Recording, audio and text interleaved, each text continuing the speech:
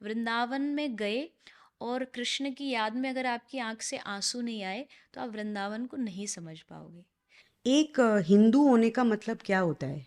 देखिए, हिंदुत्व कोई एक मजहब नहीं है, कोई एक रिलीजन का नाम नहीं है। मैं हमेशा कहती हूँ एक आर्ट ऑफ लिविंग हिंदू धर्म सिखाता है। हम्म। और हिंदू ये शब्द भी बाद में नाम आया। हमारा जो धर्म है वो सनातन है। तो एक सनातन जो है जीवन को किस तरीके से जीना चाहिए, जीवन में क्या होना चाहिए, क्या नहीं होना चाहिए, क्या करना चाहिए, ये सनातन धर्म सिखाता आया है। और उसने सारे विश्व को, सारे दुनिया को ये बात बताई है। सनातन धर्म में जिसका जन्म होता है ना जब बच्चे का, तो उसको बचपन से सिखाया जाता है खाना बाद में खाना, पहले ऊपर छत पे जा, चिड़ियाओं के लिए दाना डाल करके आ, एक मटका रख, उसमें पानी भर दे, बाहर जा रहा है तो गाय को चारा खिला दे, एक रोटी खिला दे। तो ये सारी चीज़ क्या है? रिचुअल्स नहीं है। आज की जनरेशन क्या समझती है कि ये रिचुअल्स हैं, हमें जी। इसको क्यों निभाएं, ये तो बेकार की चीज़ है, अंधविश्वास है। ये अंधविश्वास नहीं है। इससे आपके भीतर जो आप चाहते हैं कि भाई हमारे भीतर चेंज आए, हमारे भीतर बदलाव आए, वो बाहरी इन क्रियाओं से, इन एक्शन से आता है। और जब आप उसकी अहमियत को समझ जाते हो, फिर फिर वो बात ख़त्म हो जाती है जो आजकल ज़्यादातर बढ़ रहा है, धर्म के नाम पे लड़ना। वो ख़त्म हो जाएगा। आपको पता है कि भाई मेरे धर्म ने मुझे जीना सिखाया और मैं अब उसको फॉलो करूँगा, हर तरीके से, हर एंगल से उसको निभाने की कोशिश करूँगा। नहीं, एब्सोल्युटली। मैं आपको बता रही थी कि मैं अभी वृंदावन में थी और मुझे बहुत ही सुकून मिला वहाँ जाके।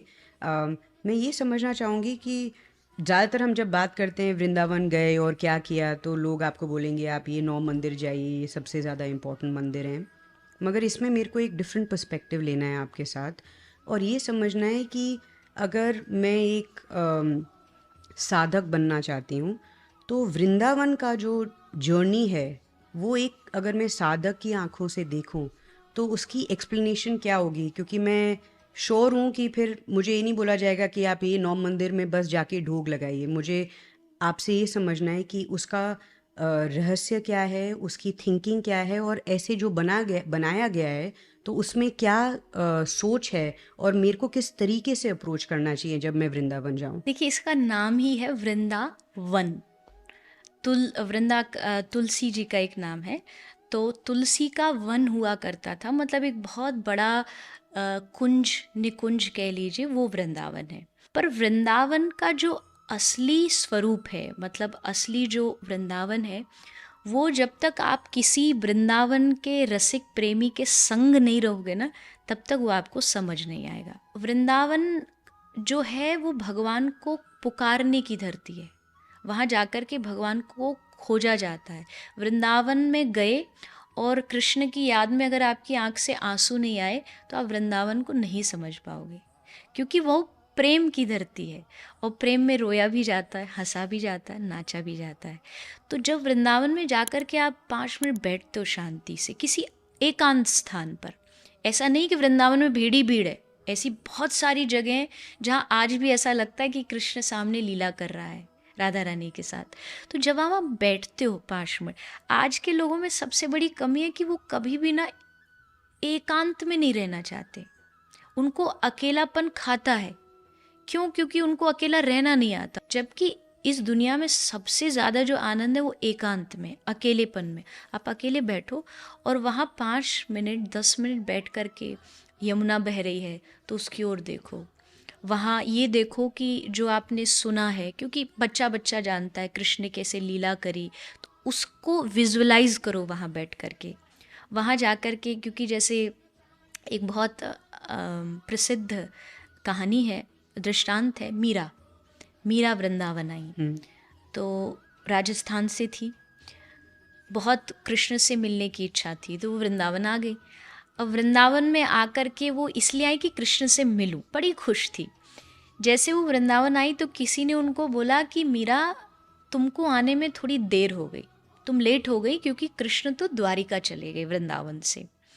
तो जैसे मीरा ने सुना तो लोगों को लगा कि ये दुखी हो जाएगी, आप किससे मिलने जाओ ना मिले तो ऑफ कोर्स हम थोड़ा परेशान हो जाते। वो मीरा नाचने लगी। तो किसी ने कहा कि तू नाच रही है, इसमें खुशी वाली बात कौन सी है? तो मीरा कहती है, मीरा का जवाब था कि अगर कृष्ण यहाँ मुझे मिल जाता तो मेरी यात्रा यहीं ख़त्म हो जाती, क्योंकि जो चाहिए वो मिल गया, मतलब ख़त्म। अब नहीं मिला तो अब द्वारिका तक फिर गाती गाती, नाचती, रोती रोती जाऊंगी और कृष्ण को पुकारूंगी, क्योंकि मिलने से ज़्यादा मज़ा पुकारने में है। तो वृंदावन मिलने की धरती नहीं, वृंदावन भगवान को पुकारने वाली धरती है। हम ब्रज में गाते हैं, एक पद गाते हैं, कन्हैया कन्हैया पुकारा करेंगे, लताओं में ब्रज की गुजारा करेंगे, हाँ। जो रूठेंगे हमसे वो बांके बिहारी, तो चरण पड़ उन्हें हम मनाया करेंगे। मतलब मैं कहती हूँ ब्रज की बात ही अलग है, वृंदावन के प्रेम की बात ही अलग है। उन लोगों ने कभी भी कृष्ण से कुछ मांगा ही नहीं, कोई शर्त ही नहीं रखी। इवन प्रेम में सबसे बड़ी शर्त आदमी ये रखता है कि तू मेरे पास रह, मुझसे दूर मत जाना। हम इसी को तो प्रेम समझते हैं, जी। बट वृंदावन में इसका उल्टा हो गया। गोपी कहती है तुझे दूर जाना, दूर जा पर तू खुश रह। ये वृंदावन का प्रेम है। पर ये तभी समझ में आएगा जब भीड़ से अलग हटोगे और कहीं अकेले में जाके बैठ के कृष्ण के लिए रोगे, उनका नाम लेके उनको पुकारोगे, तब वृंदावन का मतलब मुझे लगता है कि आप अनुभव कर पाओगे। तो ये ऐसी एकांत जगह कहाँ पे है? क्योंकि आपने सही कहा, ढूंढना थोड़ा मुश्किल है। मैं जब गई थी, बट एक तरीके से बहुत मुश्किल है और एक तरीके से बहुत आसान भी।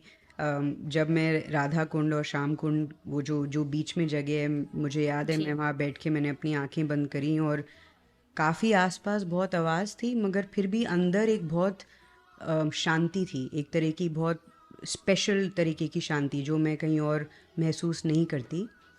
मगर अगर किसी को सच में एक शांत जगह चाहिए, अगर आपकी कोई सीक्रेट जगह है तो प्लीज़ ज़रूर बताइए, क्योंकि हम उसके खोज में ज़रूर निकलेंगे।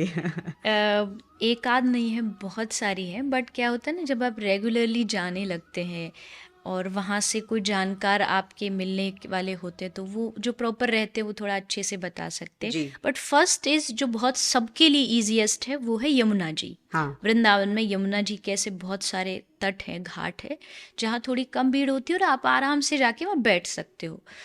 वृंदावन से बाहर अगर आप निकलते हैं, आपने बहुत अच्छी जगह बताई, राधा कुंड, श्याम कुंड, वन ऑफ द मोस्ट, मेरे लिए भी बहुत सुंदर वो जगह है। क्योंकि उसका एक रीज़न ये भी है, आप नेक्स्ट टाइम जब राधा कुंड श्याम कुंड जाओ तो वहाँ एक तो हो गया वो सरोवर कुंड हो गया, एक उसके चारों ओर सारे संत रहते हैं, हम्म। बहुत छोटी छोटी कुटिया में रहते हैं और दिन रात भगवान का भजन करते हैं। जब आप उनसे जाके मिलते हो तो एक अलग एनर्जी आपको फील होती है। एक बरसाना जहाँ राधा रानी का स्थान है, वहाँ एक बहुत सुंदर वन है, गहवर वन। वो आज भी वन ही है, जैसा हम अगर सोचते हैं ब्रज कैसा होगा, वो आज भी वैसा ही दिखता है। तो वो बहुत सुंदर जगह है। एक बहुत अच्छी जगह है टेर कदम, नंदगांव में, जो श्री कृष्ण का जो गांव है, वहाँ एक बहुत अच्छी जगह है टेर कदम। टेर कदम का मतलब है कृष्ण वहाँ खड़े होके अपनी गैयाओं को बुलाते थे, टेर लगाते थे। तो उसको इतना अच्छा शांत बना रखा है, वहाँ कोई भीड़ नहीं होती और आप जाके वहाँ थोड़ा बैठ सकते हो और उसको विजुअलाइज कर सकते हो। उसी के एकदम थोड़ा साइड में प्रेम सरोवर, जहाँ श्री राधा कृष्ण का फर्स्ट टाइम मिलन हुआ था, पहली बार मिले थे।